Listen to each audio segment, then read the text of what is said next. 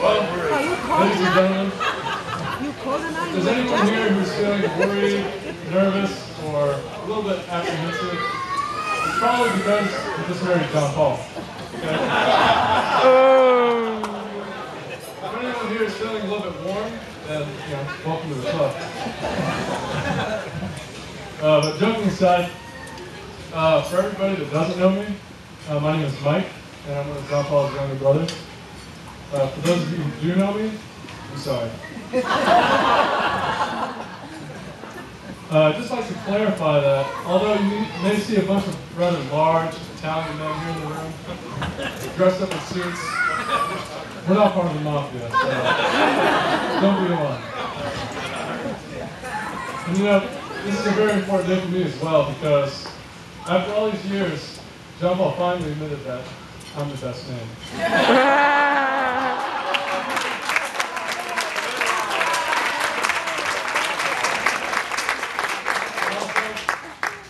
Before I get started, my speech, it doesn't really contain any original material, so if you're offended, don't blame me. So I'd like to thank each and every one of you for being here to share this very special occasion with John Paul and Angela, especially those of you who traveled from far distances. Your presence here today has helped make this a very memorable occasion. I would especially like to thank Angela's parents, Steve and Carlene, for their hospitality.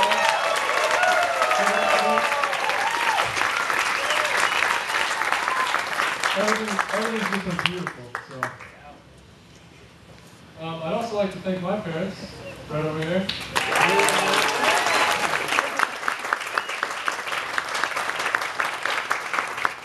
For their tireless efforts to raise 7 boys over the last few decades. And now that Angela has decided to adopt John Paul,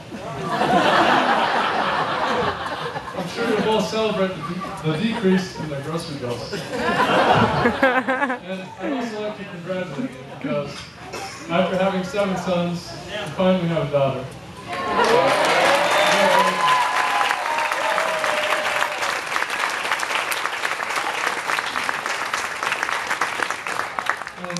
Last but not least, I'd also like to thank technology for bringing John Paul and Angela together.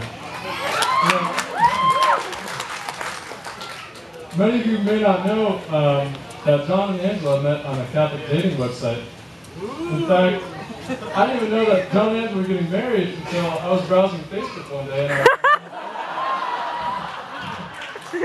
John had updated his relationship status to engaged. So that's how I found out about it.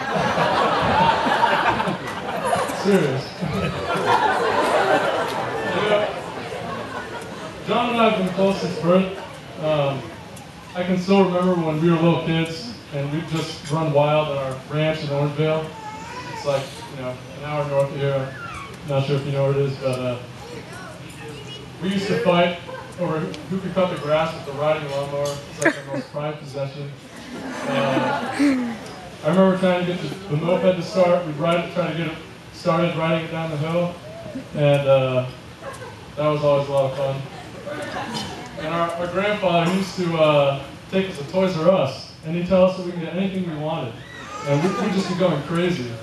And so would he, when he saw our shopping cart. And also, every summer we used to make our own slip and slide, down this hill with a long plastic sheet and a hose. And this one day, Johnny Boy here figured out a way to go even faster down the slide. So he stripped completely butt naked. And ran as fast as he could and jumped down the slide. And by the way, this only happened like 2 weeks ago.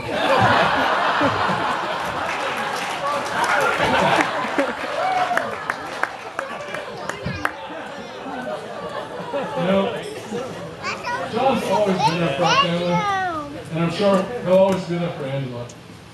John is passionate, honest, hardworking, masculine, intelligent. Sorry, John, I can't read your handwriting here. So, we're gonna work on that.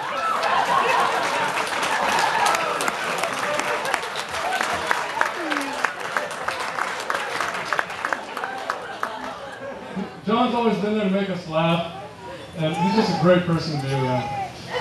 You know, there's nothing I wouldn't do for John, and likewise, I'm sure there's nothing John wouldn't do, and there's nothing John wouldn't do for me. And in fact, that's what we spend most of our time doing. We just do nothing for each other. So. John will be the best man at my wedding today, and he's the kind of person you can trust with your life. Well, or in this case, your daughter. So.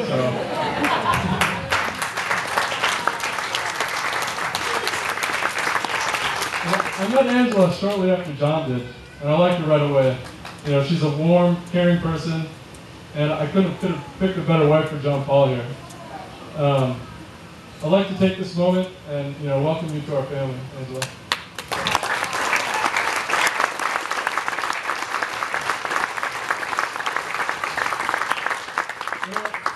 One of the first things I found out about Angela is that she's an animal lover. She gives John Paul almost as much attention as she gives to a Yorkie. In fact, she'd be the first person to come to the aid of some poor, helpless creature, which of course is why we're here today.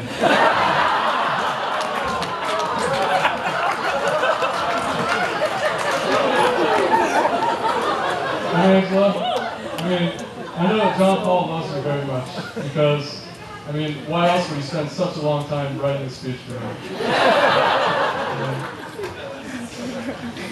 On a more serious note, I should give both of you some advice on marriage.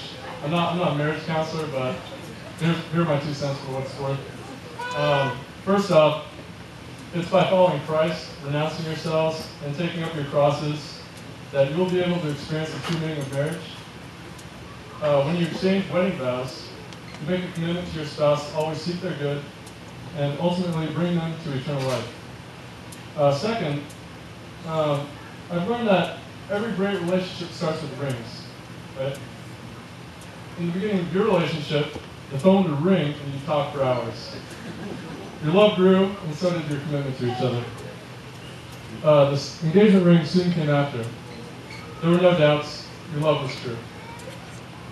The engagement ring has now turned into a wedding ring, and we're all here today to celebrate your marriage.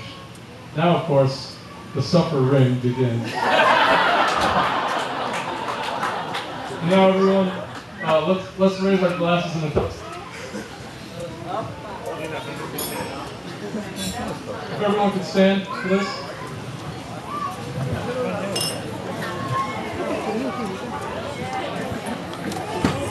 To John Paul and Angela, may your love for each other always be a reflection of the perfect love of Christ for His church. We wish you a lifetime of love, peace, health, and an eternity of happiness. I salute them.